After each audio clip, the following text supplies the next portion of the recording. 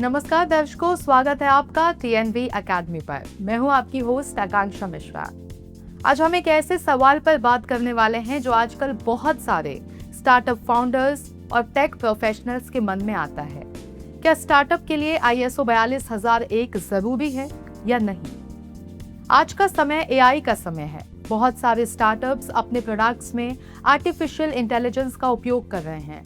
कोई AI chatbot बना रहा है, कोई AI एनालिटिक्स प्लेटफॉर्म, तो कोई AI based SaaS product launch कर रहा है।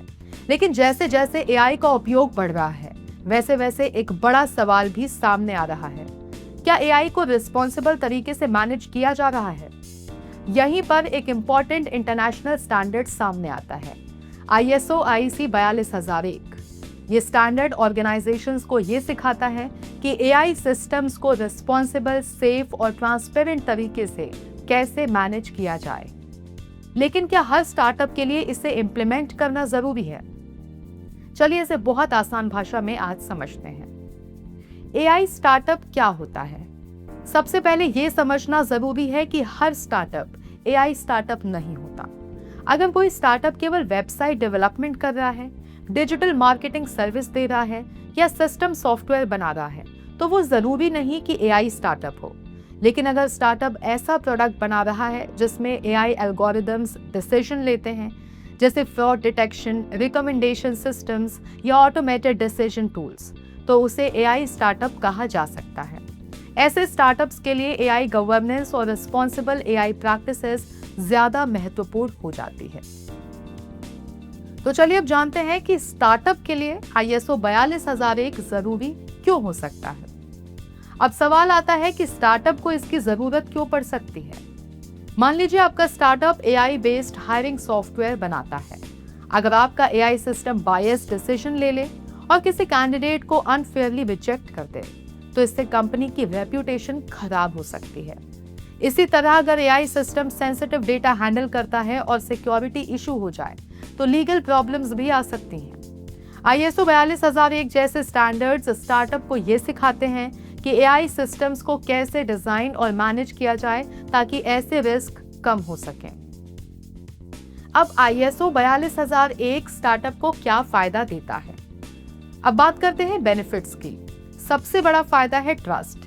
जब startup responsible AI practices follow करता है, तो कस्टमर्स और पार्टनर्स का ट्रस्ट बढ़ता है।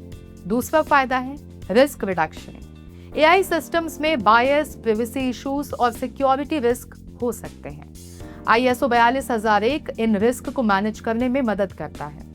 फिर तीसरा फायदा है इन्वेस्टर कॉन्फिडेंस। इन्वेस्टर्स भी उन स्टार्टअप्स को प्रेफर करते हैं जो गवर्नेंस और कंप्लायंस को सीरियसली लेते हैं। तो फायदे की बात हो गई, लेकिन इसमें कई सारी चुनौतियां भी हैं। तो अब हम डिस्कस करेंगे स्टार्टअप के सामने आने वाली चुनौतियां। अब प्रैक्टिकल रियलिटी भी समझना जरूरी है।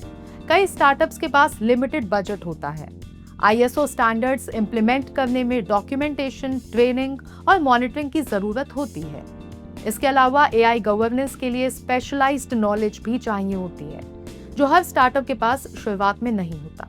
इसलिए कई स्टार्टअप्स तुरंत सर्टिफिकेशन नहीं लेते, बल्कि धीरे धीरे रिस्पॉन्सिबल AI प्रैक्टिसेस अपनाना शुरू करते हैं।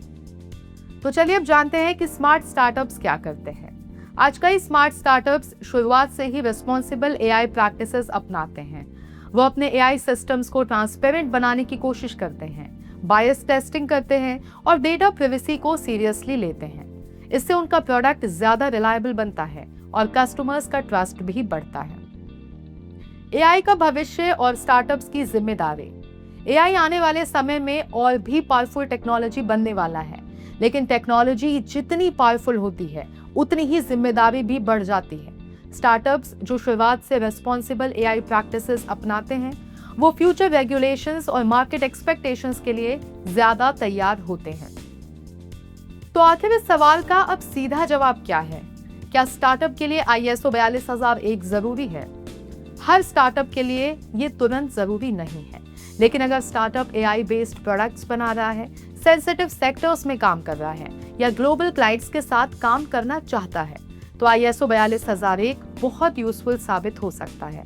ये केवल कंप्लायंस नहीं देता, बल्कि स्टार्टअप की क्रेडिबिलिटी, ट्रस्ट और लॉन्ग टर्म ग्रोथ को भी मजबूत करता है। तो दर्शकों, आज हमने समझा कि स्टार्टअप के लिए ISO 42001 जरूरी है या नहीं।